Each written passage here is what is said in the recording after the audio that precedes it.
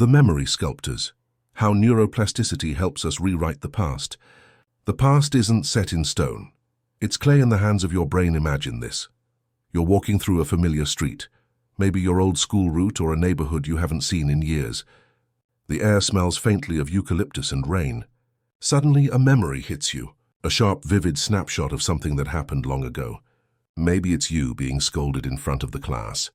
Or maybe it's a warm image of your mum waving from the front porch.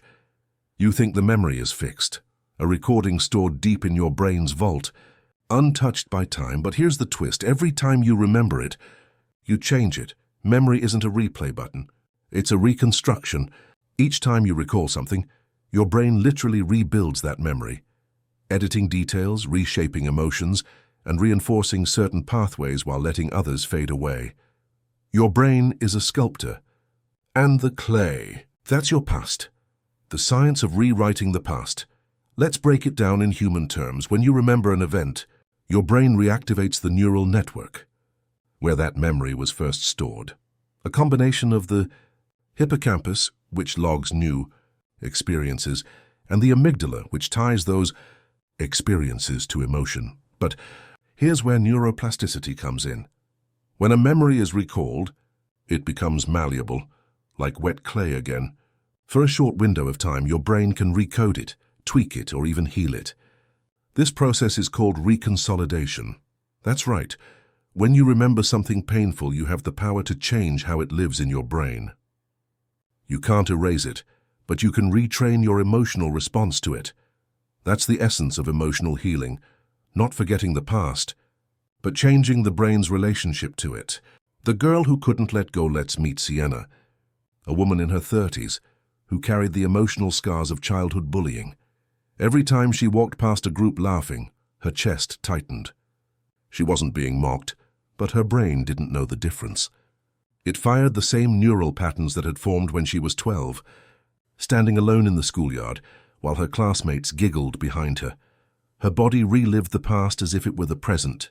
In therapy, her psychologist introduced her to memory reconsolidation work, a process that uses neuroplasticity to reshape old emotional circuits. They began with gentle recall. Sienna would visualize the bullying scenes, feel the sting, and then, with guidance, layer in new sensory and emotional experiences.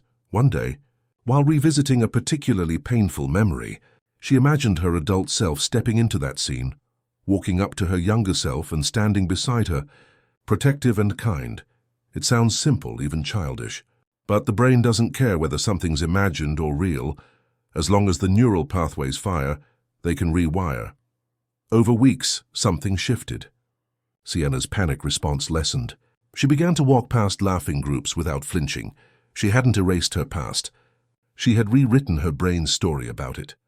How the brain edits memory. Here's what's happening under the hood. When you recall a memory, your hippocampus reactivates it, but the neural connections holding it together become temporarily unstable. If new information or emotional context is introduced during this period, the brain can store the updated version instead. This is why therapies like EMDR, eye movement desensitization and reprocessing, and cognitive behavioral therapy, CBT, work. They don't delete memories, they recode them. They use neuroplasticity to separate memory from trauma. In simple terms, you can't change what happened, but you can change what your brain does with it. The mirror test. A lesson from neuroscience.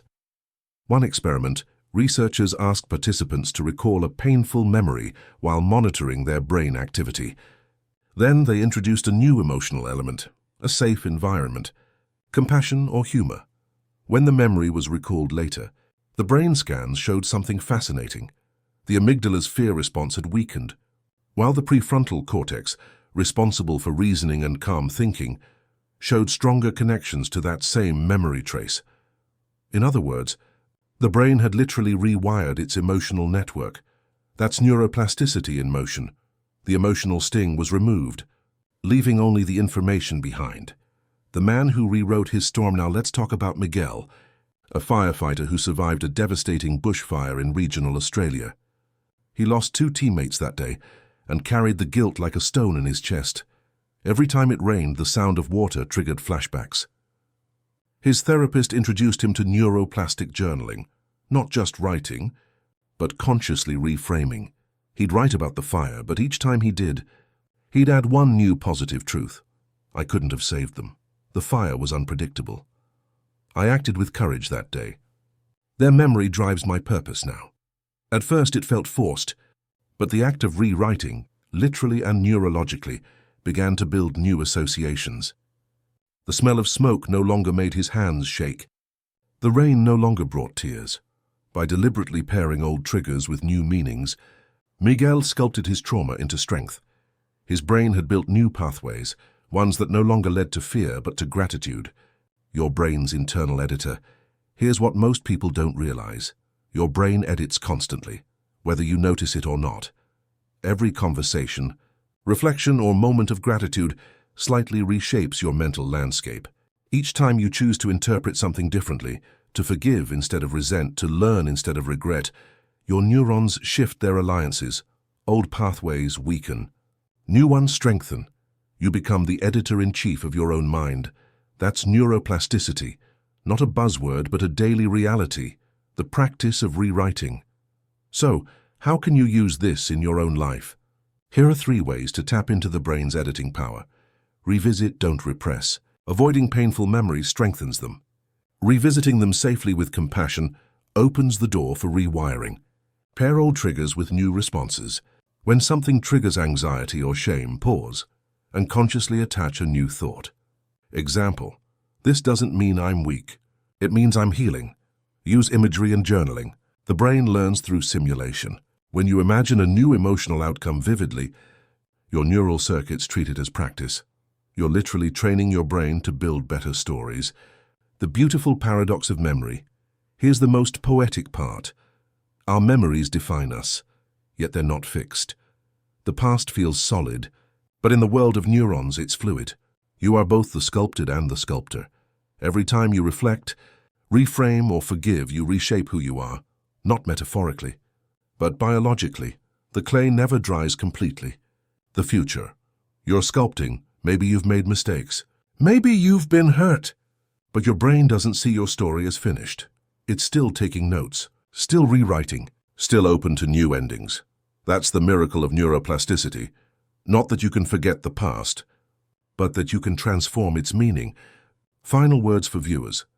If today's story resonated with you, if it reminded you that you're not trapped by your past or your wiring, remember, your brain listens to everything you feed it. Every thought, every reflection, every act of kindness to yourself is a brick in a new neural pathway. So keep sculpting, keep rewiring, and most of all, keep believing that change is possible, because it is. If you'd like more stories like this, real, human, and science-backed, hit subscribe and turn on notifications. Join our growing community of minds who are learning, healing, and transforming, one neural connection at a time.